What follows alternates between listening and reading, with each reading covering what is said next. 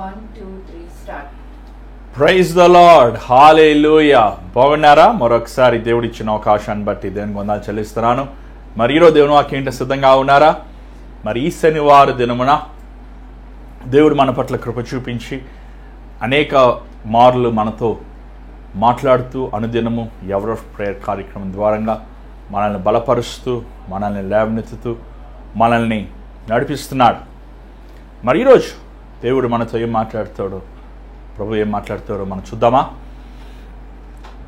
మరి మీ అందరూ తెలిసినట్లు దేవుని మహాకృప బట్టి దేవుడు ఈ సంవత్సరం చివరికి మనం తీసుకొస్తున్నాడండి. మరి దేవుడి కృప ఉంటే ఇంకొక నెల మన ముందుంది. దాని తర్వాత నూతన సంవత్సరం ప్రవేశిస్తాం. మరి మీ అందరూ చెప్పినట్లు నూతన సంవత్సరంలో నూతన హృదయంతో మనం ప్రవేశించాలి. ఆబ్వియస్లీ క్రిస్మస్ ఉంది కదండి మనకి. కరెక్ట్గా క్రిస్మస్ నుంచి 7వ రోజు ఏంటండి?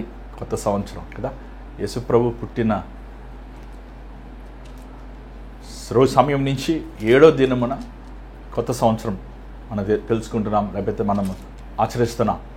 కానీ యేసుప్రభు పుట్టాడని సంతోషిస్తాం మానేసి, యేసుప్రభు నీ హృదయంలో ఉన్నాడా, నీ హృదయంలో నివసిస్తున్నాడు అనేది మనం ఆలోచించాలి. ఈరోజు చాలామంది క్రిస్మస్ కోసం చాలా సంతోషంగా ఇళ్ళన్నీ సున్నాలు కొట్టుకుంటున్నారు, క్రిస్మస్కి బట్టలు ఏం కొనుక్కోవాలని ఆలోచిస్తున్నారు, డెకరేషన్ చేసుకుంటున్నారు. చాలా సంతోషం, మంచిదే. బట్ అన్నిటికంటే ముఖ్యమైనది క్రిస్మస్లో ఉన్న ఆ విలువైన క్రీస్తు, ఆయన ఎంతగా త్యాగం చేసి తను తాను ఒక నిరుపేదగా ఈ లోకంలో జన్మించాడనేది మనం గమనించాలి. క్రీస్తు లేని క్రిస్మస్కి విలువ లేదు, అర్థము లేదు. మరి ఈరోజు చాలామంది మీరు క్రీస్తు కలిగిన క్రిస్మస్ను మనం ఆరాధిద్దాం. క్రీస్తు లేని క్రిస్మస్ను ఆరాధిస్తాం వల్ల దాని వల్ల ప్రయోజనం లేదు. మరి ఏమైనప్పటికీ ఈరోజు దేవుని వాక్యం ధ్యానిద్దామా? ఈరోజు ఒక ఉపమానం మనం చూస్తున్నాం. మరి నేను డిసెంబర్ నెల నుంచి దేవుని చిత్తమైతే డిసెంబర్ మొదటి వారం నుంచి క్రిస్మస్ సందేశాలు మీ దగ్గర తీసుకురావాలని ఆశిస్తున్నాను. బైబిల్లో ఇంచుమించు క్రిస్మస్ సందేశాలు చాలా తక్కువేనండి చెప్పాలంటే. ఎందుకంటే సిలువ గురించి ఇంచుమించు 26 అధ్యాయాల వరకు మనం చూస్తున్నాం సువార్తల్లో. కానీ క్రిస్మస్ గురించి 4 అధ్యాయాలు మాత్రమే మనం చూస్తున్నాం. కానీ అయినప్పటికీ మనం పాత నిబంధనలు మనం చూసినట్లయితే అనేక యేసుప్రభు పుట్టక, యేసుప్రభు విశేషత మనం గమనించగలుగుతాం. సో ఆ విషయాలు కూడా మనం ధ్యానిద్దాం దేవుని చిత్తమైతే. మరి డిసెంబర్ 1 నుంచి కానీ, లేకపోతే డిసెంబర్ 2వ వారం నుంచి కానీ క్రిస్మస్ కార్యక్రమాలు, క్రిస్మస్ సందేశాలు ప్రతిరోజు ఈ అవర్ ఆఫ్ ప్రేయర్ కార్యక్రమం ద్వారా మీకు ప్రకటించాలని ఆశిస్తున్నాను. సో వీక్షించండి. మీ అందరూ తెలిసినట్లు పారబుల్స్, ఈ ఉపమానములు మనం సమీపం దగ్గరికి వస్తున్నాం. ఆల్మోస్ట్ ఈ ఉపమానాలు చూసినట్లయితే ఇంచుమించు చాలా వరకు మనం ముగించి వేసాం. సో ఇంకొక 10 వరకు మ్యాక్సిమం ఉంటాయి ఉపమానాలు. మరి ఈ ఉపమానముల ద్వారా మీరు నేర్చుకుంటున్నారా? యేసుప్రభు చెప్పిన ఉపమానం అర్థమవుతుందా?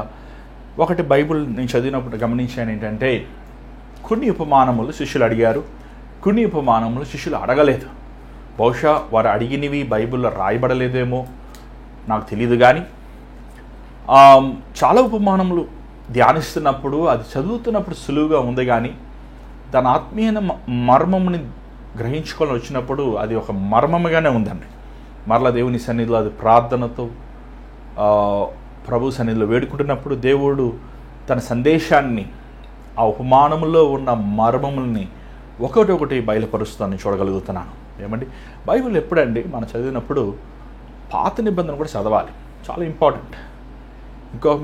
ఇంకా మీకు అర్థమయ్యేలా చెప్పాలంటే, దేవుని మనస్సు ఎలా ఉంటుంది అనేది మీరు ఇర్మియా గ్రంథము, యేస్కేలు గ్రంథము, ప్రవక్తలు రాసిన పుస్తకం చదివితే ఎంత పిచ్చిగా దేవుడు మానవుని ప్రేమిస్తున్నాడు అనేది మనకు అర్థమవుతుంది. నా జీవితంలో ప్రభు మనస్సు, ఆయన ఎలాంటి గుణము కలిగిన వాడు అని నేను అర్థం చేసుకోవాల్సి వచ్చినప్పుడు చెప్పాలంటే పాత నిబంధన నాకు ఎక్కువ సహాయం చేసింది. కానీ ఈరోజు విచారం ఏంటంటే, చాలామంది పాత నిబంధనలో ఉన్న పుస్తకాలు చదవరండి. యెషయా గ్రంథము, ఇర్మియా గ్రంథము, యేస్కేల్ గ్రంథము, ఏమంటే ఆమోస్ గ్రంథము, హోషియా గ్రంథము, యోవేలు గ్రంథము, ఇవన్నీ చూసినట్లయితే ఎంతో ఒక విలువైన సారమైన రీతైన మాటలు మనం చూడగలుగుతాం. మరి ముఖ్యంగా ప్రవక్తలు దేవుని ఆత్మతో రాసినప్పుడు అది యేసుప్రభు జీవితంలో అక్షరాల అవన్నీ నెరవేరుతూ మనం చూడగలుగుతాం. మరి ఈ విచారమైన సంగతి ఏంటంటే పరిశీలు ఈ పుస్తకాలు చదివారు. వాళ్ళు యెషయా గ్రంథం చదివారు, ఇర్మీయా గ్రంథం చదివారు, వారు మోషే ధర్మశాస్త్రాన్ని చదివారు, ప్రవక్తలు రాసిన పుస్తకాలు చదివారు. కానీ వారు దాంట్లో ఉన్న మర్మంను అర్థం చేసుకోలేకపోయారు. ఎందుకంటే వారు నేత్రములు గుడ్డితనముగా ఉంటాం మనం చూడగలుగుతున్నాం. మరి ఈరోజు బైబిల్ ధ్యానిస్తూ కీర్తన 119వ కీర్తన ఎవరు రాశారు, అది ఎప్పుడు రాయబడింది అని ఒక విశేషతో ఈరోజు ధ్యానిస్తున్నప్పుడు వాక్య భాగము ఒకటి నేర్చుకున్నాను. ఏంటంటే కీర్తనలో 119 ఎజ్రా, దానియేలు, దావీదు వీరు రాశారనేది అభిప్రాయపడుతున్నారు. ఎందుకంటే వారు ముగ్గురే పాత నిబంధనలో ఎక్కువ కష్టములు పడ్డారు, ఎక్కువ ఆ శ్రమలు, విశ్వాస పోరాటములు వారు అనుభవించారు. ఆ పోరాటంలో నుంచి వచ్చిన మాటలని ఆ బైబిల్ మరి ఆ కీర్తనని కంపోజ్ చేసిన వ్యక్తి 1400 సెంచరీలో దాన్ని కంపోజ్ చేశారండి. సామ్స్ 119 దాని వ్యక్తి దాన్ని రాస్తాం చూసినప్పుడు ఎంతో ఆశ్చర్యం కలిగింది. మరి మీరు రోజు బైబిల్ చదువుతున్నారండి, రోజు బైబిల్ ధ్యానిస్తున్నారా, రోజు దేవుని వాక్యాన్ని పఠిస్తున్నారా? కీర్తన 119లో ఒక మాట అంటున్నా, దేవుని వాక్యము నా హృదయములు ఉండగా పాపము నాకు దూరంగా ఉంది. ఎలాగ ఒక యవనస్తుడు పరిశుద్ధంగా జీవించగలడు? దేవుని వాక్యం చదువుతాం వల్లనే కదా. ఏమండి, దేవుని వాక్యం తన హృదయములు ఉండటం వల్లనే కదా అని అనేక ఆ అధ్యాయాలను చదువుతున్నప్పుడు ఎంతో ఒక ఉల్లాసము, ఎంతో ఒక ఆనందము, ఎంతో ఒక సంతోషము ఆ మాటలు చదువుతున్నప్పుడు నాకు కలిగింది. మరి మీకు అలాంటి అనుభవం ఉందండి? బైబిల్ని ఎలా చదువుతున్నారండి మీరు?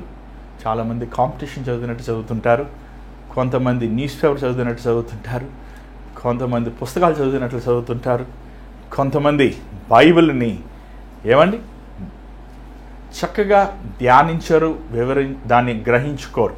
చూడండి, ఎన్ని అధ్యాయాలు ఎంతసేపు చదివే ముఖ్యం కాదు, కానీ చదివిన సారం, బైబిల్లో ఉన్న సారంని మీరు గ్రహించుకుంటున్నారా అనేది ముఖ్యం. మరియు దేవుని వాక్యంలో మనం వెళ్దాము. మరి దేవుడు మన పట్ల ఎంతో కృపను చూపిస్తూ, ఎంతో నడిపిస్తూ, ఎంతో సహాయం చేస్తూ ఆయన మన పట్ల కనికరం చూపిస్తున్నాడు. మరి దేవుని వాక్యంలో వెళ్ళక ముందు ఒక చిన్న ప్రార్థన. పరిశుద్ధమైన తండ్రి, దయగల ప్రభువా, మరొకసారి నీ పాసనలోకి వస్తున్నాం నైనా.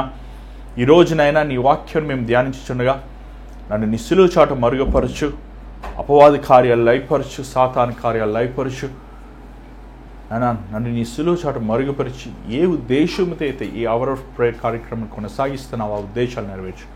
అవునైనా దినములు చెడ్డవే కనుక అజ్ఞానుల వలె కాక జ్ఞానుల వలె అయినా ప్రతి అవకాశం సద్వినియోగపరచుకోమంటున్నాం. ఈరోజు ఇవ్వబడిన అవకాశాన్ని మేము సరిచేసుకుంటానికి, సరిదిద్దుకుంటానికి, మా హృదయం పరీక్షించుకుంటానికి, పరిశోధించుకుంటానికి, నీ వాక్యంని ధ్యానిస్తానికి తండ్రి మాకు ఇచ్చిన ఈ కృప బట్టి వందనములు. ఈ సమయాన్ని ఆశీర్వదించి దీవించు. యేసునామములో అడుగుచున్నాం తండ్రి, ఆమేన్. మరి ఈరోజు మత్తయి సువార్త 22వ అధ్యాయము మనం చూద్దాం. మీ బైబిల్ కూడా మీరు తెరవండి, మాతో పాటు మీరు కూడా కలిసి చదవండి. మత్తయి సువార్త 22వ అధ్యాయము మొదటి నుంచి కొన్ని వచనాలు చదువుదాం.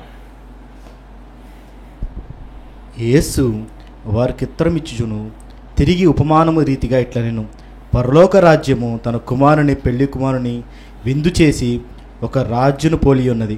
ఆ పెళ్లి విందుకు పిలువబడిన వారిని రప్పించుటకు అతడు తన దాసులను పంపినప్పుడు వారు రానొల్లకపోయిరి. కాగా అతడు, ఇదిగో నా విందు సిద్ధపరిచి ఉన్నాను, ఎద్దులను కొవ్విన పశువులను వధింపబడి ఉన్నవి, అంతయు సిద్ధముగానున్నది, పెళ్లి విందునకు రండని పిలువబడిన వారితో చెప్పుడని వేరే దాసులను పంపెను. గాని వారు లక్ష్యము చేయక ఒకడు తన పొలమునకు మరి ఒకడు వర్తకునకు పెళ్ళిరి. తక్కిన వారు అతని దాసులు పట్టుకుని అవమానపరిచి చంపిరి. కాబట్టి చాలు. బైబిల్ ఎప్పుడు చదివేటప్పుడు తీరిగ్గా చదవాలి, కంగారు పడకూడదు. కంగారు పడితే బైబిల్ చదివిన అర్థం కాదు. బైబిల్ నిదానంగా, సహనముతో, ఓర్పుతో చదవాలి. బైబిల్ ప్రార్థన చేసుకుని చదవాలి. బైబిల్ ప్రభా నాతో మాట్లాడు అనే మనసుతో చదవాలి. సో ఎప్పుడు గుర్తు చేసుకొని మీరు బైబిల్ ఎప్పుడు చదివినప్పుడు కంగారుగా చదివేది బైబిల్ అనరు. ఏమండి, తీరిగ్గా, నిదానంగా, ముఖ్యంగా మన డిస్టర్బెన్సెస్ అన్నీ లేకుండా తలుపు వేసుకొని గదిలో ఒంటరిగా ప్రభుతో ఏకాంతంగా సమయం గడిపేది ఒక మంచి అలవాటు. ఇక్కడ పరలోక రాజ్యము ఎలాగుంటుంది అనే దాని అంశాన్ని ఒక ఉపమాన రీతిగా ప్రభు చెప్తున్నాడు. ఒక రాజు ఉన్నాడు, ఆ రాజుకి ఒక కుమారుడు ఉన్నాడు. ఆ కుమారుడికి వివాహం కోసం విందు చేయబోతున్నాడు. ఏమండి, ఈ రోజుల్లో పెళ్ళి అంటే ఒక నవ్వుల పాట అయిపోయింది. ఎందుకంటే పెళ్లి చేసుకుంటున్నారు, విడాకులు ఇచ్చుకుంటున్నారు, పెళ్లి చేసుకుంటున్నారు, విడాకులు ఇచ్చుకుంటున్నారు. సో ఈరోజు పెళ్ళి అనేది దాంట్లో ఏముందో అనుకుంటున్నాం. కానీ పూర్వ దినముల్లో పెళ్ళి అనేది ఒక్కసారి జరుగుతుందండి. విడాకులనే వ్యవస్థ అనేది చాలా తక్కువ, చాలా మినిమం. ఆ వ్యక్తి మరణిస్తే తప్ప ఇంకొక వివాహం అనేది అది కూడా జరుగుతుంది, లేకపోతే లేదు. కానీ ఇక్కడ చూసినట్లయితే ఆ రాజు మిక్కిలి గొప్పవాడు, మిక్కిలి ధనవంతుడు, మిక్కిలి కోటీశ్వరుడు. తనకి ఏకైక కుమారుడు ఉన్నాడు. ఆ కుమారుడు విందు కోసము తను అతిథుల్ని, గెస్ట్స్ని ఆహ్వానిస్తున్నాడు. ఇక్కడ చూసినట్లయితే తన పనివారు అనుంది, ఇంగ్లీష్లో సర్వెంట్స్ అనుంది. ఏమండి, కానీ రాజు పనివారు ఎలా ఉంటారో తెలుసా అండి మీకు అర్థం కావాలంటే మనము ఒక ఐఏఎస్ ఆఫీసర్ కానీ, ఒక ఐపీఎస్ ఆఫీసర్లు కానీ, ఒక అధికారులు వాళ్ళ ప్యూన్స్ ఉంటారు చూడండి, ఒక డ్రెస్ వేసుకొని ఒక గంభీరంగా ఉంటుంటారు. ఒక న్యాయాధిపతులు, హైకోర్టు జడ్జెస్ కానీ చూడండి, వాళ్ళకి ఒక అసిస్టెంట్స్ ఉంటారు చూడండి, వాళ్ళు ఎంత ఒక టీవీగా ఉంటారు. ఒక ఆఫీసర్కే అంత తన కింద ఉన్న అసిస్టెంట్ అంత అధికారం ఉన్నప్పుడు రాజు ప్రభులు ఉన్న సేవకులు, పనివారు కదండి, వారికి దేవుడు అధికారంనిచ్చాడు, శక్తినిచ్చాడు, బలంనిచ్చాడు, హోదానిచ్చాడు. ఈ పనివారు వెళ్ళి ఆహ్వానించబడిన వారు అంటే పిలబడిన వారికి వెళ్ళి, అయ్యా రాజు ఎలాగా మిమ్మల్ని వివాహానికి రమ్మంటున్నాడు, మీరు వచ్చి రాజు సంతోషంలో పాలు పొందండి అని వారిని, మనిషిని, మరి మా ఊర్లో జయలలిత గారైన ఒక సీఎం ఉండేవారండి, వారు మరణించారు. వారు కొన్ని సంవత్సరాల ముందు వాళ్ళ అబ్బాయి అంటే దత్తత తీసుకున్న వాళ్ళ అబ్బాయిని వివాహం చేయాల్సి వచ్చింది. అప్పుడు నేను ఒక యవనస్తుని, ఆ వెడ్డింగ్ కార్డ్ అండి నేను నా కళ్ళారా ఒకసారి చూశాను. ఆ డబ్బా బంగారమో, నిజం బంగారమో, డూప్లికేట్ బంగారం నాకు తెలియదు, కానీ బంగారం రూపంలో ఉంది. దాంట్లో కొన్ని విలువైన వస్తువులతో, కార్డులతో పెట్టి ఆ వెడ్డింగ్ కార్డ్ అనేది ఆ పిలబడిన అతిథులకి ఇవ్వబడింది అనేది నేను విన్నా. ఏమండి, నిజంగా ఒక లోక అధికారులే, ఒక లోక రాజులే వారి కుటుంబంలో ఒక వివాహం అంటే అంత ఘనంగా చేసేటప్పుడు సృష్టిని శూన్యమును చేసే దేవుడు తన కుమారుడి వివాహము, ఏమంటే ఇక్కడ వివాహం ద బ్యాంక్వెట్ వెడ్డింగ్ అని ఉంది, wedding of banquet for his son. ఏమండి, పెళ్లి కుమారుడు, యేసుప్రభు పెళ్లి కుమారుడుగా, సంఘము పెళ్లి కుమార్తె అనేది మనం చూస్తున్నాం. ఏమండి, శరీరీతిగా ఉన్నవారు శరీరీతిగా ఆలోచిస్తారు, ఆత్మ సంబంధమైన వారు ఆత్మ సంబంధమైన వారుగా ఆలోచిస్తారు. దేవుడు ఆత్మ, మనము కూడా ఆత్మే. మన శరీరం మట్టి అనేది శరీరం మట్టికి వెళ్ళిపోతుంది, ఆత్మ అనేది దేవుని దగ్గరికి వెళ్తుంది. మనము ఇక్కడ చూసినట్లయితే కొంతమంది పిలువబడిన అతిథుల్ని పిలిచినప్పుడు వారు విసర్జించారు. మొదటిసారి పంపించాడు, వారు విసర్జించారు. రెండవసారి పంపించాడు, రెండవసారి ఇంకా కొంతమంది పనివారిని పంపించి, అయ్యా రాజు రమ్మంటున్నాడు మిమ్మల్ని. ఏమండి, పెళ్ళికి వెళ్ళాలంటే ఎవరైనా వద్దంటారండి? అది రాజు పెళ్ళి అంటే ఏమంటే రాజు పెళ్ళిళ్ళు ఎక్కడ జరుగుతాయి చెప్పండి? ప్యాలెస్లో జరుగుతుంటాయి. ఏమంటే ఉచితంగా భోజనం చేస్తామంటే ఎవరికి వద్దంటారు? అది కూడా రాజు పెళ్ళిళ్ళప్పుడు వారి మన దగ్గర నుంచి ఎలాంటి బహుమానాలు కూడా ఎదురు చూడరు. ఏమండి, ఎందుకంటే వాళ్ళకి కావాల్సినవి ఉంటాయి, వస్తేనే చాలా అనుకుంటారు. మళ్ళీ రిటర్న్ గిఫ్ట్స్ ఎంత వాల్యుబుల్గా ఉంటాయి తెలుసా చాలామందికి. ఏమంటే ఒకసారి ఒక హాలీవుడ్లో ఒక పెళ్లి జరిగినప్పుడు ఆ న్యూస్ పేపర్లో చూశాను, ఆ రిటర్న్ గిఫ్ట్ అంట ₹1,00,000 వాచ్ అంట వచ్చిన వారందరికీ. ఏమంటే అలాగా ఆ వివాహము ఎవరు వద్దంటారు? అందరూ వెళ్ళాలనుకుంటారు, కానీ వీరు వద్దంటున్నారు. మరలా కొంతమంది పనివారిని పంపించినప్పుడు ఏం కారణాలు చెప్తున్నారు చూడండి. నేను భోజనం సిద్ధపరచుకోవాలి, ఇంకొక ఆయన అంటున్నాడు నేను ఎద్దు ఉంది దాన్ని వండాలి, ఇంకొక ఆయన అన్నాడు నాకు అక్కడ పని ఉంది, ఇక్కడ పని ఉంది, ఇంకొక ఆయన అన్నారు చూడండి నాకు పొలంలో పని ఉంది.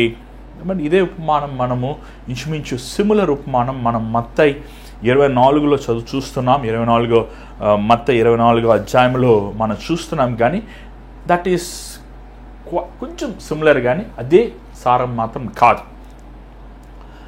అలాగా వారు ఒక్కొక్క కారణం చెప్పి వారు పంపించి ఆ పనివారి మాటని వారు విసర్జించారు. మూడోసారిగా మరలా యజమానుడు 5వ వచనం మనం చూసినట్లయితే వారు పంపించినప్పుడు అక్కడ ఏం చేశారు? వారు కొంతమంది పనివారిని చంపారు, వారితో అసభ్యంగా ప్రవర్తించారు, కొంతమందిని కొట్టారు. రాజు కోపం వచ్చి ఏం చేశాడు తెలుసా అండి? తన సైన్యమును పంపించి ఆ పట్టణస్థులందరినీ నాశనం చేసి కాల్చేశాడు. ఇంతటితో స్టోరీ అయిపోయింది. కానీ 8వ వచనం చూసినట్లయితే చూడండి, చదవండి. అప్పుడు అతడు పెళ్లి విందు సిద్ధముగానున్నది గాని పిలవబడిన వారు పాత్రులు కారు గనుక రాజ్య మార్గములకు పోయి మీకు కనబడిన వారందరినీ పెళ్లి విందునకు పిలువుడని తన దాసులతో చెప్పాను కదా. బైబిల్లో ఉన్న ఉపమానములన్నీ గొప్ప మర్మములు దాచిపడింది. యేసు ప్రభు తండ్రి అయిన దేవుడు ఇర్మియాని, ఎస్కేల్ని, హోషియాని అనేక మంది ప్రవక్తలను పంపించి యెరూషలేముని హెచ్చరించారండి. అషేరియా దేవతలు మీరు వదిలేయండి, బబులోను దేవతలు మీరు వదిలేయండి. కానీ వారు ఏం చేశారు చెప్పండి? ఆ రాజులందరూ ప్రత్యక్ష గుడారములోనే దేవుని అతి పరిశుద్ధమైన స్థలములోనే మందస పెట్టి పక్కనే వారు బయలుదేవతలు పెట్టి దేవుని కోపంని రేపారు. దేవునికి వారు లోబడలేదు. దేవుని మందిరంని ఒక వ్యాపార రీతిగా మార్చారు. ఆత్మీయ వ్యభిచారానికి వారు చోటిచ్చారు. దేవుడు వారిని బబులోను వారికి అందజేసి వారిని రూపలేఖలు లేకుండా సొలొమోను కట్టిన మందిరం,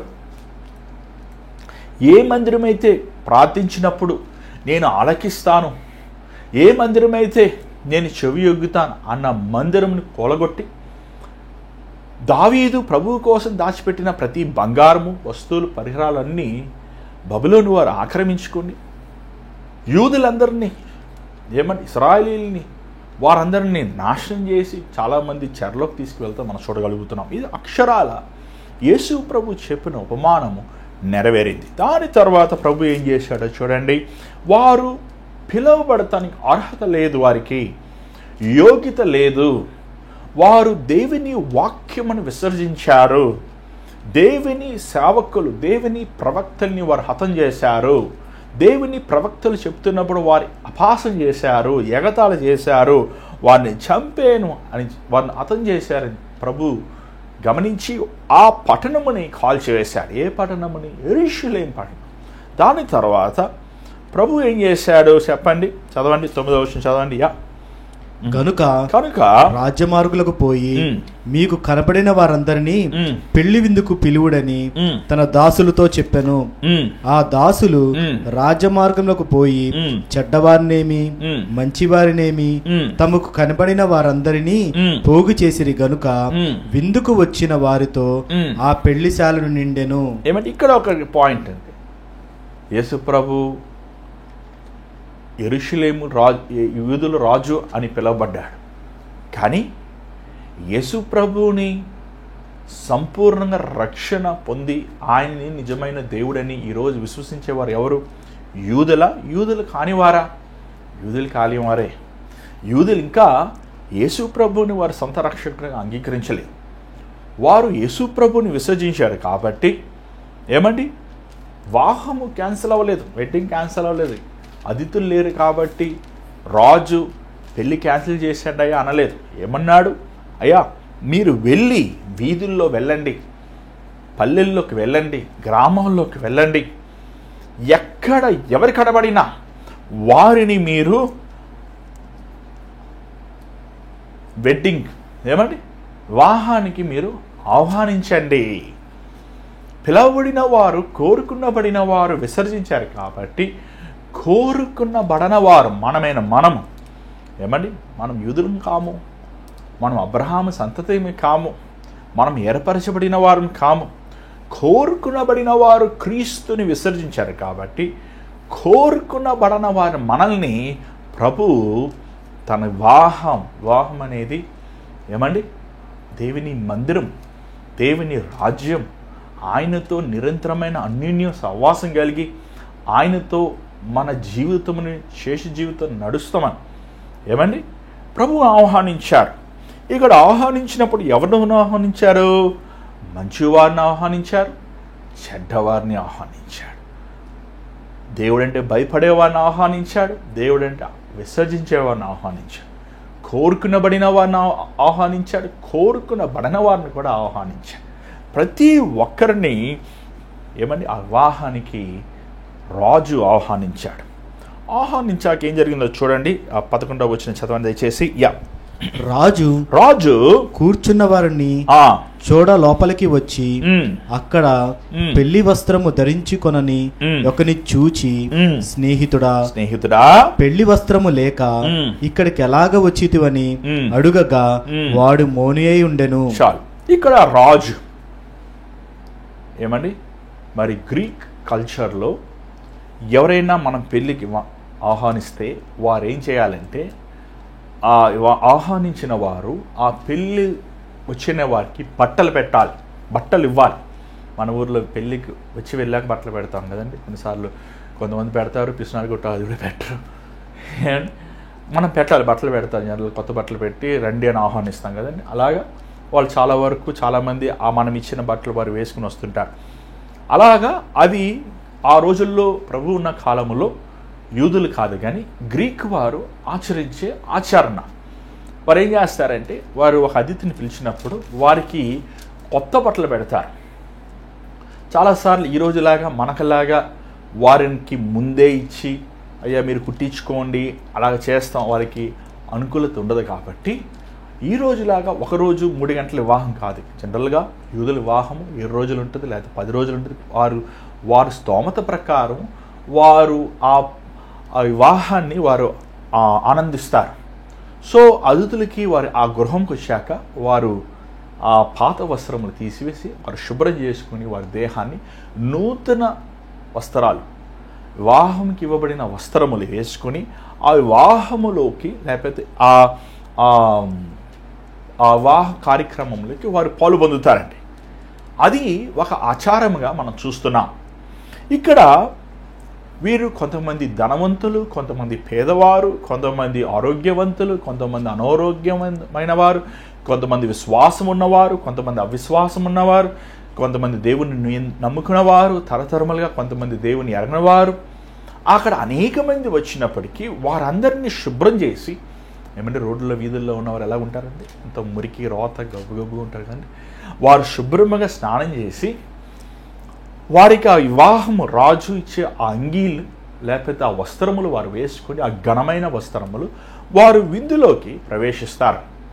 చూడండి ఆ విందు ఎలా ఉంటుందంటే అండి, చాలా వరకు వారు అందరూ మనకులాగా ఎవరికి వారు కూర్చొని భోజనం చేయరండి. అందరూ ఒకే స్ట్రైట్గా గుండ్రముగా లేకపోతే నేరుగా దాన్ని వివాహములో వారు కూర్చుని అందరూ కలిసి పెళ్లి కుమారుడు పెళ్లి కుమార్తె లేకపోతే వారందరూ కలిసి బంధువులు మిత్రులు అందరూ కలిసి వారు భోజనం చేసేది అనేది ఒక ఆచారం. మనకులాగా ముందు వచ్చిన వారు వెళ్ళి కింద ముందు భోజనం చేసేస్తారు. పెళ్లి జరుగుతూ ఉన్నప్పుడు భోజనం చేసి వెళ్ళిపోతూనే ఉంటారు. ఎందుకు వస్తారో తెలియదు, కొంతమంది ఎందుకు వెళ్తుంటారో తెలియదు. ఏమని అలా కుదరదు. అందరు రావాలి, అందరు లైన్లో కూర్చోవాలి, ఒక క్రమముని అనేది పాటిస్తుంటారు. సో అలాగ అందరు కూర్చున్నప్పుడు అక్కడ ఏం జరిగిందంటే ఒక వ్యక్తి వస్త్రములు పాత వస్త్రములుగా పాడైపోయిన వస్త్రములుగా ఉన్నాయి. అంత మాత్రం కాదు, తను స్నానం చేయబడిన వాడిగా లేడు, పవిత్రపరచబడిన వాడిగా లేదు, కడగబడిన వాడిగా లేదు. ఏంటి ఆత్మీయ అర్థం చూడండి. దేవుడు యోగ్యత లేని మనకి, అర్హత లేని మనకి పరలోక రాజ్యానికి ప్రవేశిస్తానికి పిలుపునిచ్చాడు, లేకపోతే మనల్ని పిలుస్తున్నాడు, రమ్మంటున్నాడు. కానీ పరలోక రాజ్యానికి మనం వెళ్ళాలంటే ఈ లోకములో ఉన్న వివాహములకి లేకపోతే ఈ లోకంలో ఉన్న రాజ్యములకి వెళ్ళినట్టు వెళ్తాం కుదరదు. ప్రభు మాట్లాడే ఆత్మ సంబంధమైనవి. వస్త్రం అనేది నీ నీ నీ ఆత్మతో సంబంధమైనది, పరిశుద్ధమైనది, పవిత్రమైనది. ఈరోజు చాలామంది వారు అంగీలు ఏమండి వస్త్రధారణ మన మన మన హోదా ఏంటి, మనం ఎవరిమి అనేది చాలాసార్లు బయలుపరుస్తుంటుంది. ఏమండి చాలా జనరల్గా దేవుని సేవకులు తెల్లబట్టలు వేసుకుంటుంటారు కొంతమంది. ఏమండి కొంతమంది వారు రీతిగా ఎయిర్ ఫోర్స్లో ఉంటారనుకోండి, వారు ఒక యూనిఫామ్ వేసుకుంటారు, పోలీసు వారు ఒక యూనిఫామ్ వేసుకుంటారు. అలాగ ఒక్కొక్క వాళ్ళ వ్యక్తిత్వాన్ని చూపిస్తానికి వారు వస్త్రధారణ వేసుకుంటారు. కానీ పరలోక రాజ్యానికి వెళ్ళాల్సి వచ్చినప్పుడు మనము కూడా ఒక యూనిఫామ్ ఉందండి. ఏంటి ఆ యూనిఫాము? ఆ యూనిఫామ్ ఈయన వేసుకోలేదు, ఈయన ఆ వస్త్రధారణ ఈయన వేసుకోలేదు. చూడండి ఏంటి ఆ వస్త్రధారణ? బైబిల్లో చూడండి, యెషయా గ్రంథం 64వ అధ్యాయం, యెషయా గ్రంథం 64వ అధ్యాయం 6వ వచనం. దయచేసి మీరు కూడా మాతో పాటు బైబిల్ తెరవండి. కొంతమంది మీరు నిర్లక్ష్యంగా ఉంటున్నారు, దయచేసి మీ బైబిల్ పక్కన పెట్టుకోండి. బైబిల్ ఇలా ఆన్లైన్ అయినప్పటికీ మీరు మాతో పాటు చూస్తాం, ఎంతో ఉపయోగకరంగా ఉంటుంది మీకు. 64 వచనం చదవండి. యెషయా గ్రంథం 64వ అధ్యాయము 4వ వచనం. తన కొరకు కనిపెట్టువాని విషయమై నీవు తప్ప తన కార్యము సఫలము చేయు మరి ఏ దేవుడని కదా. యెషయా 64 వచనం. మేమందరము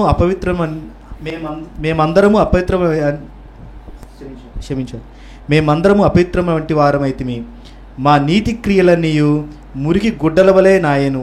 మేమందరము ఆకువలే వాడిపోతిమి, గాలివాన కొట్టుకుని పోవునట్లు మా దోషములు మమ్మను కొట్టుకుని పోయెను. చాలు. ఇక్కడ దేవుడు ఏ అంగీ గురించి మాట్లాడుతున్నాడు? నీ హృదయంలో ఉన్న స్థితి గురించి మాట్లాడుతున్నాడు. నువ్వు తెల్ల చొక్కా వేసుకున్నావా, నల్ల చొక్కా వేసుకున్నావా? ఏమంటే ఈరోజు ఇది ఎక్కువ అయిపోయింది. చెవులకి పెట్టుకున్నావా? ఏమండి ఒక ఆయన అన్నాడు, నువ్వు చెవులు పెట్టుకుంటే నరకానికి వెళ్ళిపోతావు, వాచ్ పెట్టుకుంటే నరకానికి వెళ్ళిపోతావు, కాలర్ ఉంటే నరకానికి వెళ్ళిపోతావు. ఉబ్బో ఏమండి అలంకరించుకోకూడదు, నరకానికి వెళ్ళిపోతావు. పౌడర్ రాసుకుంటే నరకానికి వెళ్ళిపోతావు, జుట్టు దూకుంటే నరకానికి వెళ్ళిపోతావు. ఏం రూల్స్ అండి బాబు? చూడండి, దేవుని బిడ్డలమైన మనం ఖచ్చితంగా మనం శుభ్రంగా ఉండాలి, డీసెంట్గా మోడెస్ట్గా ఉండాలి. మనం ఏమండి పరిస్థితి తగ్గట్టు మన వస్త్రధారణ వేసుకుని వెళ్ళాల్సిందే. దేవుని బిడ్డలమని చెప్పి అడుక్కున్న బట్టలు వేసుకుని వెళ్తే దేవుని నామాన్ని సిగ్గొస్తుంది. మనం గంభీరంగా ఉండాలి దేవుని బిడ్డలమైన వారు. అదే సమయంలో ఏమండి మన వస్త్రధారణ లేకపోతే మన గొప్పతనం చూపించుకోవటం కోసం దేవుని మందిరానికి వెళ్ళకూడదు. ఇక్కడ ప్రభువు మాట్లాడేది నీ హృదయములో ఉన్న అంగి. ఏమండి ఈరోజు చాలామంది ఈ అంగి గురించి మర్చిపోతున్నారు. ఇక్కడ చాలాసార్లు మనం ఏమనుకుంటాం తెలుసా అండి? చూడండి, నేను ఒక ఆయన అన్నారు, నేను ఈ సంవత్సరం అండి నేను 5,000 మందికి అన్నం పెట్టానండి అన్నాడు. వా, నేను ఎంత మంచివాడినండి అంటే 5,000 మందికి అన్నం పెట్టాడు కాబట్టి ఆయన మంచివాడు అయిపోతాడా? నువ్వు నీతి కార్యాలు చేసిన వల్ల దేవుడు నిన్ను పరలోక రాజ్యం తీసుకెళ్తాడా? లేదా దేవుని ఎదుట నువ్వు శుభ్రంగా ఉంటాను అనుకుంటున్నావా? చూడండి, మన నీతి కార్యములు దేవుని ఎదుట మురికి కూడా వలె ఉన్నాయి. నీ క్రియల ద్వారంగా నీ ఆచారమైన భక్తి ద్వారంగా నువ్వు మనుషుల కోసము పొగడతలు పొందాలని నువ్వు చేస్తున్న వేషభాషణ అలవాటు రీతైన భక్తి ప్రభు ఎదుట అది ఏ ప్రయోజనం ఉండదని చాలామందిని చూస్తూ ఉంటాను. వారు ఏది చేసినా ఏమని నిలబడినా కూర్చున్నా చెయ్యి ఎత్తినా అటు తిరిగినా ఇటు తిరిగినా మనుషులు ఏమనుకుంటారో ఏమండి మనుషుల కోసం బతుకుతుంటారు. మనుషుల కోసం 10 మంది అబ్బా ఏం బతుకాయ అంటే చాలు, ఇంకా అంతే ఉబ్బి తబ్బిపోతుంటారు. ఏమండి పొగడాలండి అందరూ. నాకేం వద్దన్నాడు ఒక ఆయన, నాకేం వద్దండి, నువ్వు మంచోడు అంటే చాలండి అన్నాడు. అంటే మనుషులు మంచోడు అంటాం కాదు, దేవుడు మంచోడు అనాలి. దేవుడు నిన్ను తీర్పు తీర్చాలి. దేవుడి దృష్టిలో ప్రాబ్లం ఏంటంటే మనుషులు మన పైరూపం చూస్తారు, దేవుడు మన హృదయం చూస్తారు. అందుకే దేవుడిని మనం మోసం చేయలేము. అందుకే దావీదు మహారాజు అంటాడు, అయ్యా నన్ను పరీక్షించి పరిశోధించు, నీకు ఆయాసకరమైన మార్గములు నాలో ఉంటే నన్ను తీసివేయ, నన్ను సరిచేయ, నన్ను సరిదిద్దు ప్రభువా. చూడండి, మన దేవుడు సజీవుడైన దేవుడు. ఆయన మనోనేత్రములకి మన ఆలోచనలు కూడా కనబడుతుంటాయి. మన హృదయములో ఉన్న రహస్య ఆశలు వాంఛలు కూడా ప్రభువు చూస్తుంటాడు. సో ఈ ప్రభువు దగ్గర మనం ఉంటున్నప్పుడు మనము పవిత్రముగా జీవించాలి. ఈ వివాహము అనే విందుకి ఆహ్వానించబడ్డాడు, పిలువబడ్డాడు, కూర్చునే భాగ్యం ఉంది. కానీ తను తాను పరిశుద్ధపరచుకోలేదు. He did not present himself properly. ఏమండి, రేపు దేవుని దగ్గర మనం వెళ్ళినప్పుడు నువ్వు దేవుని దగ్గర నీ గొప్పతనం చెబుతాం కాదు, కానీ ఆయన కనికరము ద్వారంగా, ఆయన కృప ద్వారంగా, ఆయన విలువైన రక్తము ద్వారంగా నీ పాప కార్యములు కడగబడాలి. ఆదాము స్వభావము, ఆదాము ద్వారంగా వచ్చిన ప్రతి గుణగుణాలు యేసు ప్రభు రక్తము ద్వారంగా నువ్వు విమోచించబడాలి. చాలామంది దీన్ని అర్థం చేసుకోరు. చూడండి, పౌలు గారు ఏమంటున్నారో చూడండి. 2 తిమోతిలో మనం చూస్తున్నాం.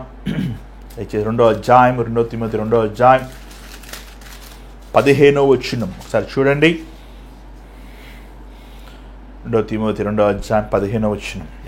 దేవుని ఎదుట యోగినిగాను, సిగ్గుపడనక్కర్లేని పనివానిగాను, సత్యవాక్యమును సరిగ్గా ఉపదేశించువానిగాను నిన్ను నీవే దేవునికి కనపరచుకొనుటకు జాగ్రత్త పడము. అంటే దేవునికి ఏం కనపరచాలి? ఆ దేవా, నేను అక్కడ పోయి వాక్యం చెప్పాను, ఇక్కడ పోయి సేవ చేశాను, ఇంతమంది ఆత్మలు రక్షించాను, నేను అన్ని చర్చలు కట్టాను, నేను ఇంతమందికి అది చేశాను, ఇది చేశాను. అది కాదు దేవుడి దగ్గర. దేవుని చూడండి, అక్కడ స్పష్టంగా రాయబడి ఉంది, నువ్వు దేవుని వాక్యముని, ద వర్డ్ ఆఫ్ ట్రూత్, సత్యవాక్యముని నువ్వు కరెక్ట్గా హ్యాండిల్ చేసావా? ఏమంటే చాలామంది బైబిల్లో వాళ్ళకి నచ్చిన వాక్యాలు చదువుకుంటుంటారు, నచ్చని వాక్యాలు చింపేస్తుంటారంట. ఏమంటే నీ పొరుగు వారిని ప్రేమించు, అమ్మో కరెక్ట్, రాంగ్. ఇది ఎట్ట ప్రేమిస్తాం? ఆయన ఎలా ప్రేమిస్తాం? ఏమంటే నీ పొరుగు వారు ఏమి ఆశించద్దు, అయ్యో కరెక్ట్, రాంగ్. చూడండి, ఈ డిప్రెషన్, ఈ కురుగుదల మనకి ఎందుకు వస్తుంది చెప్పండి? పక్కవాడితో పోల్చుకుంటేనే కదా. ఎందుకంటే దేవుడు మనకేం తక్కువ చేశాడా? మనకి 2 చేతులు ఇచ్చాడు, వాళ్ళకి 2 చేతులు ఇచ్చాడు. కానీ వాళ్ళ దగ్గర ఉన్న వస్తువులు చూసి అయ్యే మనకు లేవే అని మనకు ఏమొస్తుందండి? అసూయ వస్తుంటుంది. ఆ అసూయని అలాగా మొగ్గపెట్టి దాన్ని ఒక కృంగిదలకు చోటిస్తుంటారు చాలామంది, పోల్చుకుంటుంటారు చాలా. ఈ సాతాను సంబంధమే. చూడండి, సత్యవాక్యం, వాక్యమే సత్యం అండి. ఎవరో అన్నారు, మేము పవిత్రమైన వాక్యం బోధిస్తాం. చూడండి, వాక్యం పవిత్రమండి. మరి నువ్వు పవిత్రమైన వాక్యం బోధిస్తాం ఏంటి? వాక్యమే సత్యం, మళ్ళీ సత్యమైన వాక్యాన్ని బోధిస్తామంటే బైబిల్ తీసి మీరు బైబిల్ని చదవండి. ఈరోజు చాలామంది విశ్వాసులు, సంఘములో ఉన్న రక్షించబడిన వారు, బాప్తిజం తీసుకున్నవారు సత్యవాక్యం అని ముందు చదవాలి. సత్యవాక్యముతో, దేవుని వాక్యముతో మన హృదయముని పరీక్షించుకోవాలి, పరిశోధించుకోవాలి. చూడండి, నువ్వు బైబిల్ తీసి సరిగా రోజు చదవగితే నీ స్థితి నీకే అర్థమైపోతుంది. ఎలాగ అర్థం చూసుకుంటారంటే మనం చాలామంది అర్థం చూసుకుంటుంటారు. ఏమంటే గంటలు మొహం పౌడర్ రాస్తారు, దూకుంటూనే ఉంటారు. కొంతమంది అసలు అర్థమే చూసుకోరు. ఏమంటే 2 విధాలుగా ఉంటుంటారు చాలామంది. కానీ దేవుని వాక్యము అద్దము లాంటిది. మన హృదయములో ఉన్న దుర్మార్గము, మన హృదయములో ఉన్న అవిధేయతలు, మన హృదయములో ఉన్న భ్రష్టత్వం, మన హృదయములో ఉన్న పాపకార్యములు దేవుని సత్యవాక్యముతో అది సరిచేసుకుంటానికి, సరిదిద్దుకుంటానికి, కడుక్కుంటానికి, బాగు చేయబడటానికి ఎంతో ఉపకారంగా ఉంటుంది. అంత మాత్రమే కాదు. ఇక్కడ చూసినట్లయితే పౌలు అంటే, do your best to present your self to God as one approved. ఏమంటే దేవుడు నిన్ను మెచ్చుకునే రీతిగా జీవించాలి. ఆ రాజు వచ్చాడు ఆ విందులోకి, అందరు చక్కగా మంచి స్నానం చేశారు, వారు శుభ్రమైన బట్టలు వేసుకున్నారు, రాజుకి ఎంత కృతజ్ఞత కలిగి ఉన్నారు. కానీ ఒక్కడైతే వచ్చాడు, కానీ వాడు తాను శుద్ధి చేసుకోలేదు, తాను ఇవ్వబడిన అంగీ వేసుకోలేదు. కానీ అక్కడ అడిగినప్పుడు మౌనంగా ఉంటున్నాడు. చూసినట్లయితే చూడండి, ఇంకొక మాట మనం చూస్తున్నాం. మొదటి పేతురు 3వ అధ్యాయం 21వ వచనం కూడా మనం చూడగలుగుతున్నాం. ఇంకను స్పష్టంగా పేతురు ఈ మాటలు మనకు చెప్తున్నట్టు మనం చూడగలుగుతున్నాం. దయచేసి మీ బైబిల్ మీరు కూడా తిప్పండి. మొదటి పేతురు 3వ అధ్యాయం 12వ వచనం. చదవండి. ప్రభు కనులు నీతిమంతుల మీదను ఆయన చెవులు వారి ప్రార్థనల వైపును ఉన్నవి గాని ప్రభువు ముఖము కీడు చేయ వారికి విరోధముగానున్నది. యా, మొదటి పేతురు 3:12 ఓకే. ఐ థింక్ కొంచెం క్షమించండి, 21 చదవండి. మొదటి పేతురు 3:21. దానికి సాదృశ్యమైన బాప్తీసము ఇప్పుడు మిమ్మును రక్షించుచున్నది.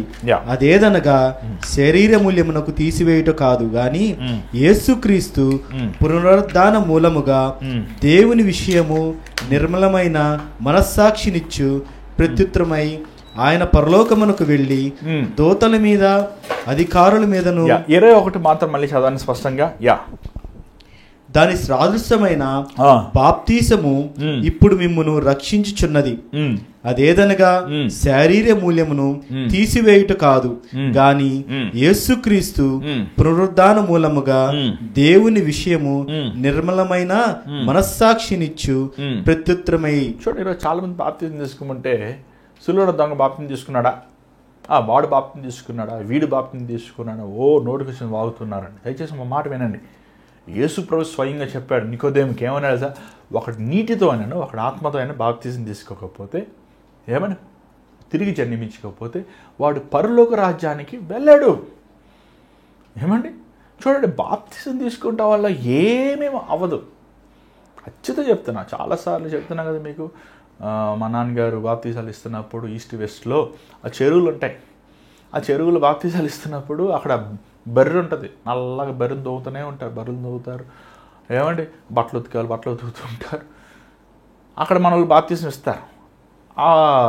ఈ బాప్తిజం ఇచ్చేవాళ్ళు ఏమిటి ములిగి తేలేలాగా ఆ బర్రెలు కూడా ములిగి తేలుతాయి. ఏం తోలేం మారుతుంది, దాని స్వభావం మారుతుందా? ఏమవుదు. చూడండి, బాప్తిజం అనేది నీ హృదయాంతరంలో జరిగిన మార్పుకి సాదృశ్యముగా, నేను పాత వ్యక్తి చచ్చిపోయాను, నూతన వ్యక్తిగా తిరిగి లేచాను సాదృశ్యంగా నువ్వు తీసుకుంటున్నావు. ఇంకోటి, యేసు ప్రభు నా దేవుడు నా రక్షకుడని బహిరంగంగా అందరి ముందు నువ్వు ఒప్పుకుంటున్నావు. ఏమంటే యేసు ప్రభు గదిలో చనిపోలేదు కదా, లేకపోతే గుహలో చనిపోలేదు కదా, బహిరంగంగా గొలుగుతో కొండపైన ఎత్తైన మిడిల్ ఈస్ట్ ప్రాంతంలో ఎత్తైన స్థలం అది. ఆ ప్రాంతంలో ఆయన 2 చేతులు చాచి మన కోసం శిలువలో మరణించాడు యేసుప్రభు. బహిరంగంగా నా రక్షకుడు, నేను యేసుప్రభు బిడ్డనని చెప్పి మనము పాత వ్యక్తి మరణించాడు, నూతన వ్యక్తి లేదు ఆ సాదృశ్యాన్ని తీసుకుంటున్నాం.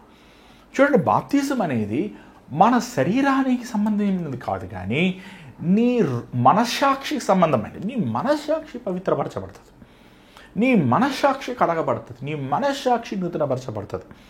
ఇతని అంగీ కడగబడలేదు, ఇతని హృదయం కడగబడలేదు, ఇతని జీవితం కడగబడలేదు, ఇతని బ్రతుకు కడగబడలేదు. విందుకు వచ్చాడు, ఆహ్లాదిద్దాం అనుకుంటున్నాడు, రాజు కుమారుడితో ఆనందిద్దాం అనుకుంటున్నాడు, కానీ తన బ్రతుకు మారలేదు, తన వ్యసనముల నుంచి విడుదల పొందలేదు, తను యేసు రక్తముతో కడగబడలేదండి.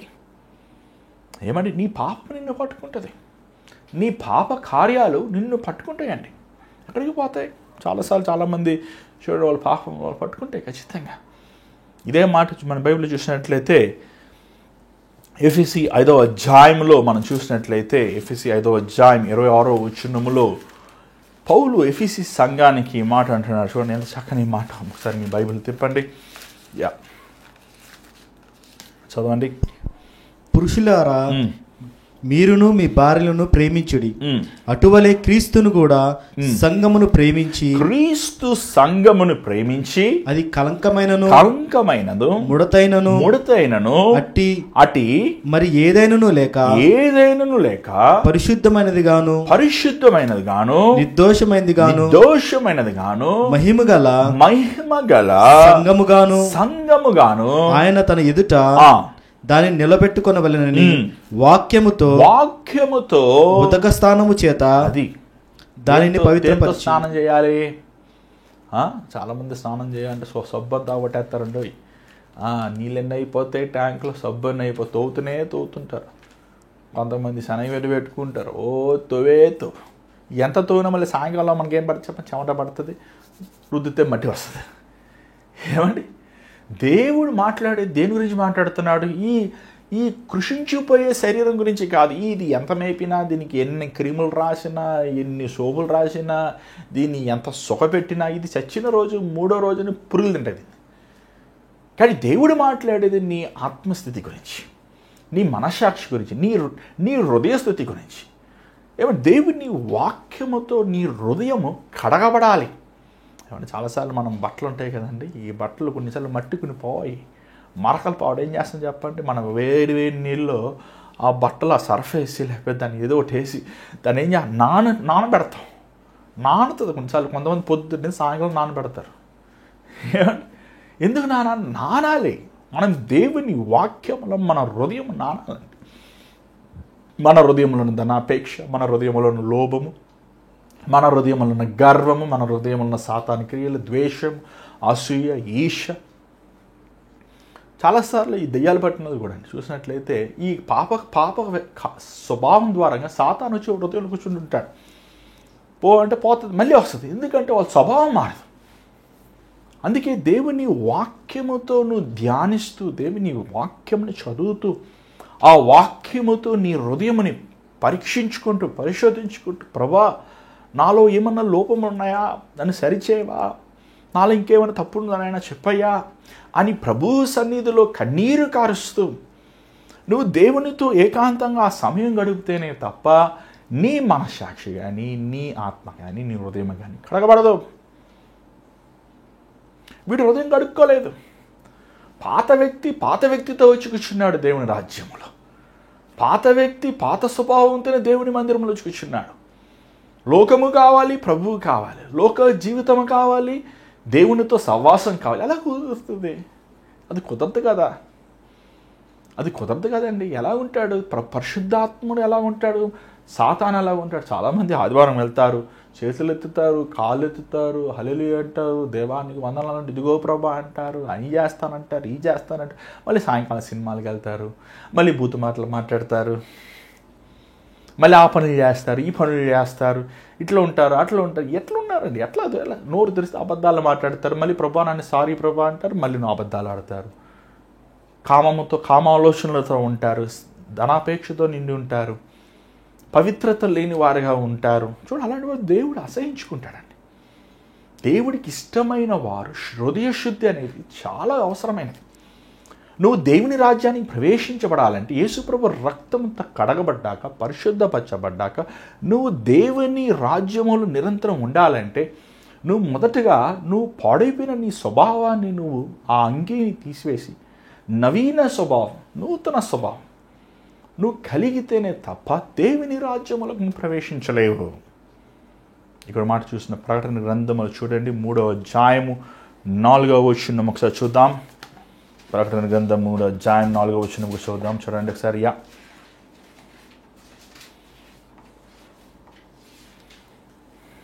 ప్రకటన గ్రంథం 3వ అధ్యాయం 4వ వచనం చదవండి. అయితే తమ వస్త్రములను అపవిత్రపరుచుకొనిన కొందరు శిరశీస్తులు నీ యొద్ద ఉన్నారు. వారు అర్హులు గనుక తెల్లని వస్త్రములు ధరించుకొని నాతో కూడా సంచరించెదరు. ఏమండి, కొంతమంది సారథి సంఘస్థులు ప్రభు అంటున్నాడు, కొంతమంది వారు వస్త్రములని మురికి చేసుకుంటలేదు. ఏం వస్త్రం దేవుడు మాట్లాడుతున్నాడు? ఇది అర్థం కావాలంటే మనం ప్రకటన గ్రంథం 22వ అధ్యాయం చూడాలి. చూడండి, 22వ అధ్యాయం 14వ వచనం చూడండి దయచేసి.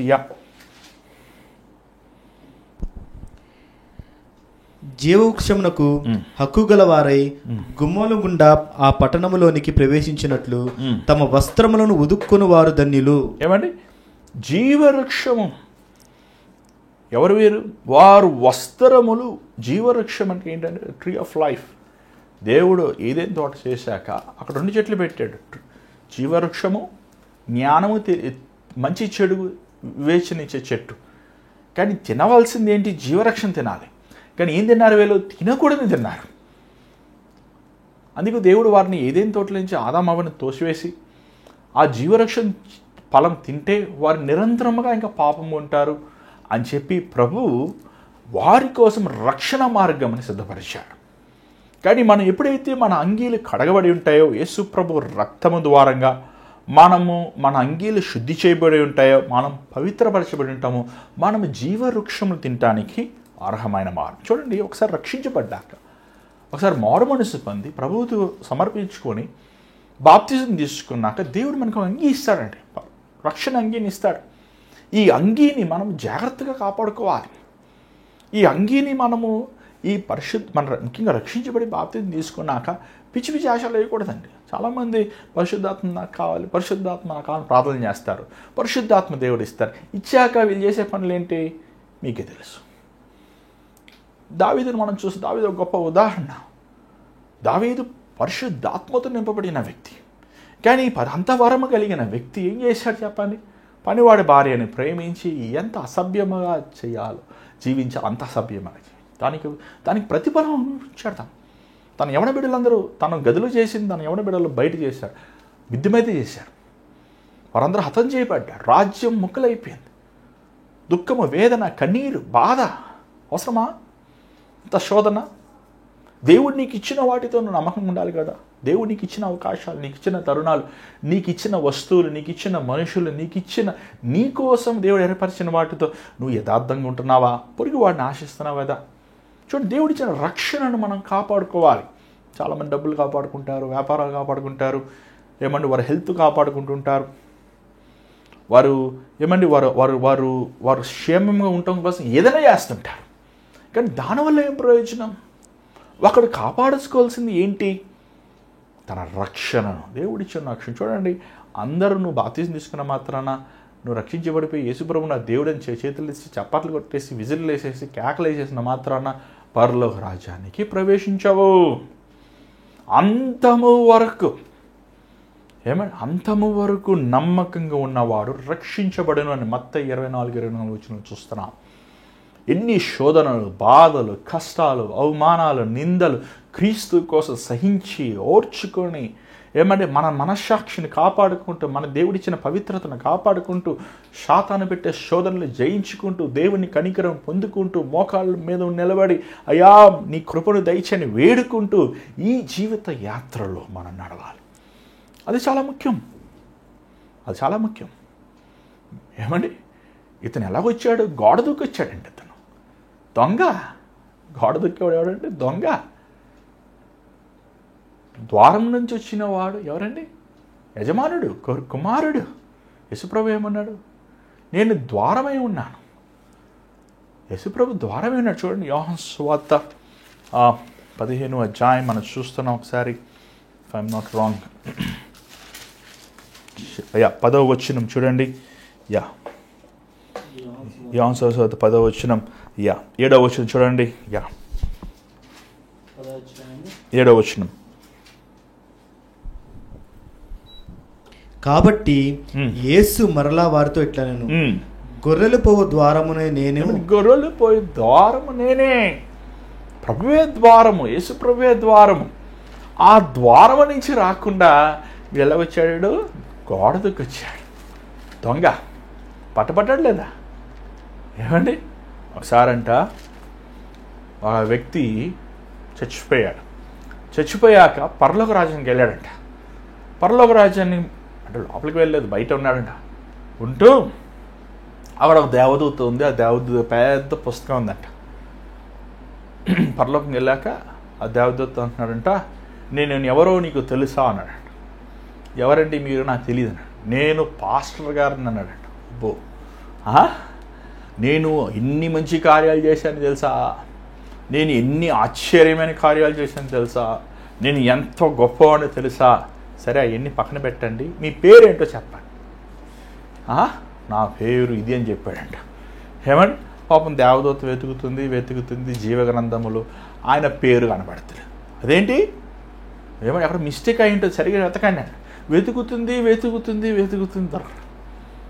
ఏమండి, అదేంటి నా పేరు లేకపోతే ఏంటి అని గొడవ వేసుకుంటున్నాడంట.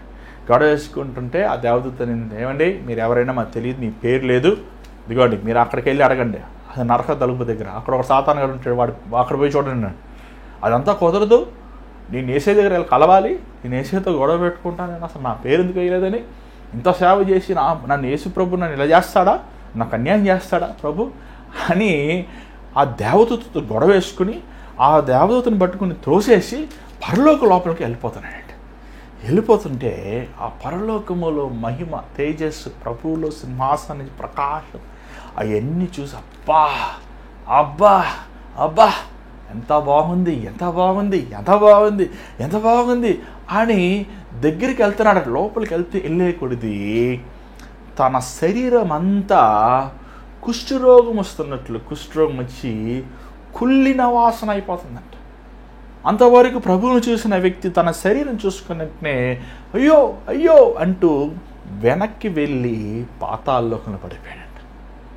ఏమండి, నువ్వు రక్షణ అంగి లేకుండా, యేసు ప్రభు రక్తము ద్వారా నువ్వు కడగబడకుండా, నీ స్వభావం మారకుండా, నీ గుణగుణములు, నీ వేషభాషణ, నీ ప్రవర్తన, నీ మనస్సాక్షి యేసు రక్తముతో కడగబడకుండా, నువ్వు నూతన వ్యక్తి అవ్వకుండా పరలోక రాజ్యానికి ప్రవేశించవు. End of the story. నువ్వు ఎన్ని కార్యక్రమాలన్నా స్పాన్సర్ చెయ్యి, నువ్వు ఎంతమంది దేవుని సేవకుల మీద చేయి పెట్టుకుని నూనె రాసి ప్రార్థన చేయించుకో, ఏమండి, నువ్వు ఎంతమందికైనా నీతి కార్యాలు చేయి, కానీ నీ హృదయము యేసు ప్రభువు దగ్గర కడగబడకపోతే, నీ పాపములు, నీ దుర్మార్గ స్థితి ఒప్పుకోకపోతే నీకు విమోచన లేదు. ఏమండి, ఈ వ్యక్తి అలా ఉన్నాడు, పట్టబడ్డాడు. ఏం చేశారో చూడండి, మత్తయి 22వ అధ్యాయం చూడండి, మనం చూద్దాం అతను ఏం చేశారు, ప్రభు ఏం చేశాడో చూడండి. 13వ వచనం చూడండి. అంతటా రాజు వీని కాలు చేతులు కట్టి వెలుపటి చీకటిలోనికి త్రోసివేయడి, అక్కడ ఏడుపును పళ్ళు కొరుటయు ఉండునని పరిచారకులతో చెప్పెను. కాగా పిలువబడిన వారు అనేకులు, ఏర్పరచబడి వారు కొందరే అని చెప్పాను. పిలువబడిన వారు అనేకులు ఏం చేశాడు, అగ్ని ఆరదు, పురుగు చావుదని గుహలో వేశాడు. ఎందుకంటే తన తలుపు వేసిన తలుపు మార్గం రాలేదు, తన దొంగదారంగా వచ్చాడు, తన బతుకును మార్చుకోకుండా వచ్చాడు, తన స్వభావాన్ని మార్చుకోకుండా ప్రభుతో పాటు నిత్యమైన నిరంతరమైన విందులో పాల్గొందాలని ఆశించాడు. అంతేవాడు ప్రభు అంటాడు, అనేక మంది ఆహ్వానించబడ్డారు కానీ కొందరు మాత్రమే కోరుకున్నారు. నేను యేసుప్రభు ఎంత చక్కగా చెప్తుంటానండి. ఈరోజు నువ్వు నేను యేసుప్రభుని తెలుసుకుని ఎంత గొప్ప భాగ్యం తెలుసు. అది ఎంతోమంది ధనవంతులు, ఎంతోమంది జ్ఞానులు, ఎంతోమంది గొప్పవారికి ఈ భాగ్యం దేవుడు ఇవ్వలేదు. మళ్ళా కోరుకునబడిన వారిలో కూడా, ఎన్నబడిన వారిలో కూడా అంతం వరకు నమ్మకం ఉన్న కొందరే. నిజంగా ప్రభు అందరు రక్షించబడాలని ఆశిస్తున్నాడు, అందరూ పరలోకం రావాలని ఆశిస్తున్నాడు. కానీ ప్రభువే అన్నాడు, ఇది ఇరుకైన మార్గం, కొందరే ప్రవేశిస్తారు, ఇది విశాలమైన మార్గం, అనేక మంది పాతాళలోకానికి వెళ్తారు. నువ్వు ఏ మార్గంలో ఉన్నావు? విశాలమైన మార్గంలో ఉన్నావా, లేకపోతే ఇరుకైన మార్గం? ఇప్పుడు కష్టమే, కష్టాలు, శ్రమలు, బాధలు, అవమానాలు, నిందలు, పోరాటాలు ఉంటాయి. కానీ ప్రభు మన సహాయం చేస్తాడు, ప్రభు మనల్ని లేవనెత్తుతాడు. కానీ మనం గమ్యము చేరుకోవాలి, దేవుని రాజ్యానికి వెళ్ళాలి, ఆయనతో. అది ముఖ్యం. నువ్వు ఎన్ని కష్టాలు పడ్డావని, నువ్వు ఎన్ని బాధలు పడ్డావని, నువ్వు మార్గంలో ఎన్ని దెబ్బలు తిన్నావనేవి ఏమండి, ఆ చివరి గమ్యంకి వెళ్ళి మర్చిపోతావు అన్నీ. ఏమంటే ఆ పరుగు పందులో ఆ పరిగెట్టేవాడు తనకి ఎన్ని బాధలు ఉన్నా, ఎన్ని వేదనలు ఉన్నా, ఎంత తన ఒళ్ళు అలిసినా, ఏమండి ఎన్ని గాయాలు జరిగినా ఆ గమ్యము చేరుకుని ఆ కప్పు ఆ బహుమానం తీసుకుంటున్నప్పుడు ఆ బాధ అంతా వెళ్ళిపోతుంది తనకి. అలాగేనే మనము ఈ లోకములో దేవుడు మనం సృష్టించాడు, మనం యథార్థముగా ఉండాలి, సత్యమును బోధించాలి, సత్యమును వెంబడించాలి, దేవుని వాక్యమనే సత్యముతో మనం పరీక్షించుకోవాలి, పరిశోధించుకోవాలి. చూడండి, నీ గురించి నీకే బాగా తెలుసు, నువ్వు ఎవరు అసలు. నీకు ఇంకా తెలియకపోతే మోకరించి ప్రార్థించి, ప్రభు నా గురించి ఏంటి చూపించు. చాలామంది ప్రార్థన చేయమంటే పక్కల కోసం ప్రార్థన, ఫస్ట్ నీ కోసం చేసుకో. ఏమంటే ఎప్పుడైనా ఏరోప్లేన్ ఎక్కారంటే, ఏరోప్లేన్ ఎక్కేటప్పుడు ఏమంటారండి, ఆక్సిజన్ పెట్టుకోవాలి, ముందు మీరు పెట్టుకొని దాని తర్వాత మీ పిల్లోడికి పెట్టండి అంటారు. అలా మొదట మీరు వాక్యం చదవండి, మొదట మీరు దేవుని కన్నీరు కార్చండి, మొదట మీరు దేవుని పాదాలు పట్టుకొని ముద్దు పెట్టుకొని ఆయన సన్నిధిలో మీ దుర్మార్గ స్థితి అంతా ఒప్పుకోండి. దాని తర్వాత మీరు ఇతరులకు చెప్పండి, దాని తర్వాత ఇతరులు మీరు నడిపించండి. ఇదిగో దేవుడి త్వరలో రాబోతున్నాడు, ఆయన రాజ్యము త్వరలోనే రాబోతుందండి. ఏమండి, నేను రోజు రోజు రోజు ప్రార్థన చేస్తాను, ప్రభా ఇంతమందికి వాక్యం చెప్పి నేను నరకానికి వెళ్ళకూడదయ్యా, నేను పరలోకానికి వెళ్ళాలి ప్రభా. ఏమండి, ఒకరోజు నాకు బాగా గుర్తుంది, ఒకరోజు ఉపవాసం ఉండి దీనికోసమే ప్రార్థన చేస్తాను, పరలోకం తీసుకెళ్ళాను నన్ను. అయ్యా ఇంతమంది వాక్యం చెప్పి మళ్ళీ నేను నరకానికి వెళ్ళిపోతానేమో ప్రభా. ఏమండి, మళ్ళీ దానికి ఒక వాగ్దానం తీసుకున్నా అంటున్నాను. నిజంగా నువ్వు తీసుకున్న వాగ్దానం పరలోకానికి వెళ్తాను ప్రభా. ఎన్ని శ్రమలు వచ్చినా, ఎన్ని బాధలు వచ్చినా, ఎన్ని పోరాటాలు వచ్చినా, నాకు ఈ లోకములు ఏమున్నా లేకపోయినా నీతో పాటు యుగములు తరతరములు నీ విందులో పెళ్లి కుమారుడు అయిన నీ విందులో ఆనందించే భాగ్యం నాకు దయచేయి ప్రభా. బిల్లీ గ్రహం గారి అంత గొప్ప దేవుని సేవకుని ఒకసారి ఆయన ఇంటర్వ్యూ చేస్తూ, ఏమండి మీరు పరలోకానికి వెళ్తారా అని అడిగారంట. వెళ్తున్నప్పుడు అన్నాడంట, ఖచ్చితంగా వెళ్తానండి, వెళ్ళకపోయినా నా దేవుని అడుగుతున్నాను ప్రభా, పరలోకములు నాకు కనీసం కాలు పెట్టుకునే స్థలమాని ఇవ్వయ్యా. ఏమండి కొన్ని వేల కోట్ల ఆత్మలు రక్షించిన ఒక గొప్ప దేవుని సేవకుని నేను మాట ఏం తెలుసా అండి, అయ్యా పరలోకంలో నీ సింహాసనం పక్కన నా సింహాసనం అని అడుగుతలేదు, ఏమని తెలుసా, కాలు పెట్టుకున్న స్థలం ఉంటే చాలా అయ్యా. నిజంగా ఈరోజు చాలామంది మనము ఈ లోకము సర్వం అనుకుంటూ, ఈ లోకములు నిరంతరము అనుకుంటూ, ఈ లోకములో మనం స్థిరపడిపోతున్నాం. కానీ దేవుని రాజ్యములో కనీసం కాలు పెట్టుకుని నిలబడతాను కన్నా నీకు. ఏమండి మేము చిన్నప్పుడు ఏంటి యమనస్తులు ఉన్నప్పుడు బస్సులు ఎక్కుతుంటాం. మేము ఎక్కేవాళ్ళం చాలా. ఈ బస్సులు ఎక్కే చూడండి, కొంతమంది కుర్రోళ్ళు లోపల సీట్ ఉన్నా కూడా లోపల రారు, అక్కడే ఉంటారు, ఫుట్పాత్ దగ్గర ఉంటారు. ఏమండి అది కూడా స్టైల్ ఏంటంటే ఒక కాలు పెడతాడు, ఆ కాలు కూడా సగమే ఉంటుంది. అలా కనీసం ఒక కాలు పెట్టిన ఆ కాలు సగం అన్న పరలోకంలో ఉంటే నువ్వు సేఫ్. నీకు అనిశ్చిత ఉందా? ఆ నమ్మకం ఉందా? దేవుని రాజ్యానికి వెళ్తాను నమ్మకం ఉందా నీకు? నువ్వు ఈ లోకంలో చదువుకున్నావేమో, చదువుకోలేదేమో, ఆస్తిని సంపాదించలేదేమో, నువ్వు ఆ ఘనమైన వాడిగా ఉన్నావేమో, ఘనమైన వాడిగా లేవేమో, అది అవసరం. Nobody cares. ఏమో నువ్వు ఏం చదువుకున్నావు, ఎవరికి రేపు దేవుని రాజ్యంలో ఉన్నావా లేదని అవసరం. నువ్వు పెద్ద చదువుకుని నరకానికి వెళ్తే ఏం ప్రయోజనం? నువ్వు ఇంత దేవుడిచ్చిన కృపను, దేవుడిచ్చిన అవకాశాలను, దేవుడిచ్చిన తరుణాలు, దేవుడిచ్చిన సమస్తాను పాడు చేసుకుని బ్రతుకు నాశనం చేసుకుంటూ ఏం ప్రయోజనం? ఇదిగో ప్రియమైన దేవుని బిడ్డలారా, ఇప్పుడు అయినా మీరు పశ్చాత్తాపడండి, దేవుని సన్నిధిలో ఏడవండి. ప్రభు శిలువలో మన కోసం వేలాడుతున్నాడు. ఎందుకు వేలాడుతున్నాడు ఆయన? మన అంగీల్ని, మన హృదయమును శుద్ధి చేసి మనల్ని ఆయనతో పాటు నిరంతరం ఆయన రాజ్యంలో నివసింప చేయాలని కోసమే మన కోసం వేలాడుతున్నాడు. ఈరోజు ప్రభుకి మీ సమర్పించుకోండి, దేవుని దగ్గర అడగండి. ఖచ్చితంగా మన పాపములు, మన వ్యసనములు మన జయిస్తాను, మన శక్తి లేదు. ఏ మనుష్యుడు ఇంకొకటి మనుషుని బాగు చేయలేడు, కానీ క్రీస్తు యేసు ప్రభు మనల్ని బాగు చేయగలిగిన వాడు. ఎలాగా ఆ పాపంలో ఉన్న స్త్రీ యేసు ప్రభు పాదములు పట్టుకుని కన్నీటితో ఆయన పాదములు తడిపి తన తల వెంట్రుకలతో తుడిచి ముద్దు పెట్టుకుని అత్తరు కుమ్మరించి ప్రభువు క్షమాపణ కోసం వేడుకుందాం. మనము కూడా అలాగ ప్రభు పాదములు పట్టుకుని, అయ్యా నన్ను బాగు చేయి, నన్ను సరిచేయి అని తగ్గించుకొని సమర్పించుకొని దేవుని సన్నిధిలో ఎడుద్దాం. మరి ఈరోజు నీ జీవితం దేవునికి ఇస్తావా? దయచేసి స్థానంలో ఉంచండి, ప్రార్థన చేద్దాం. పరిశుద్ధమైన తండ్రి దగ్గర ప్రభా, అయోగ్యులము నాయన, దుర్మార్గులము నాయన, మేము వీధుల్లో ఉన్న వారము నాయన, మేము ఇశ్రాయేలు ప్రజలము కాదు, యూదులము కాము, మేము ఏర్పరచబడిన జనము కాదు. అయినప్పటికీ నాయన, అయా నాయన, మేము అనేక మా మూఢనమ్మకములతో నశించిపోతున్నాం. మమ్మల్ని రక్షించి వెతికి రక్షించావు. అర్హత లేని మాకు అర్హతనిచ్చావు. నీ రాజ్యములో ఉంటాను యోగ్యత ఇచ్చావు. కానీ అయ్యా ఈరోజు మా అంగీలు మేము శుభ్రం చేసుకోలేదయ్యా. మా అంగీల్లో కల్మషం ఉంది నాయన. మా హృదయము, మా దేహము కడగబడలేదయ్యా. మా ఆలోచనలు కడగబడలేదు నాయన. మా ప్రవక్తన కడగబడలేదయ్యా. మమ్మల్ని క్షమించు నాయన, మమ్మల్ని మార్చయ్యా. అయ్యా నాయన, మా స్వభావం మేము మార్చుకోలేము నాయన, మా హృదయం మేము మార్చుకోలేము. మాలో ఉన్న ప్రతి వ్యసనముల నుంచి విడుదల దయచి మమ్మల్ని పవిత్రపరిచయ్యా. నీ అమూల్యమైన నీ గాయంలో నుంచి కార్తన రక్తం మా మీద ప్రోక్షించు తండ్రి.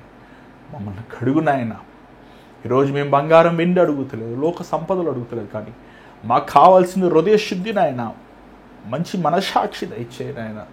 మా పాప జీవితం నుంచి మాకు విడుదల దయచేయి నాయన. మమ్మల్ని కడుగు నాయన. యథార్థమైన హృదయం మాకు దయచేయి నాయన. తగ్గించుకునే మనస్సు మాకు దయచేయి ప్రభా. నువ్వు ఇష్టపడే రీతిగా మేము జీవిస్తానికి సహాయం చేయి ప్రభా. ఈరోజు ఎవరైతే ఈ కార్యక్రమం చూస్తూ వారి జీవితం నీకు సమర్పించుకుంటున్నారో వారితో నువ్వు మాట్లాడమని, ఇంతవరకు నీ కృపను చూపించి అలుపునైనా అయోగ్యుని నన్ను కోరుకుని నీ వాక్యం బోధిస్తున్నా అయ్యా నైనా కోరుకున్నావు ప్రభా. ఇతరులకు బోధించి నేను భ్రష్టుని అవ్వకుండా అంతము వరకు నమ్మకస్తుడుగా నన్ను చేయమని యేసు నామములో అడుగుచున్నాం తండ్రి, ఆమేన్. మరి ఈరోజు దేవుడు మీతో మాట్లాడితే మాకు తెలియపరచండి. మీ ప్రార్థన అవసరతలు మాకు పంపించవచ్చు. మరి స్క్రీన్ మీద కనబడుతున్న నెంబర్ మీరు వాయిస్ మెయిల్, వాట్సాప్ పంపించండి, టెక్స్ట్ పంపించండి. మేము మీకోసం ప్రార్థిస్తానికి సిద్ధంగా ఉన్నాం. మరి ఈ భారమైన పరీక్షలో దేవుడు మిమ్మల్ని ప్రేరేపిస్తే మీ గూగుల్ పే విరాళములు పంపించవచ్చు. మీ స్క్రీన్ మీద కనబడుతున్న Google pay, PhonePe account numbers ఉన్నాయి. దేవుడు మిమ్మల్ని ప్రేరేపించిన కొలది ఈ పరిచయలో మీరు పాల్పొందవచ్చు. మరి దేవుని చిత్తం మీద కలుసుకుందాం. God bless you. Take care.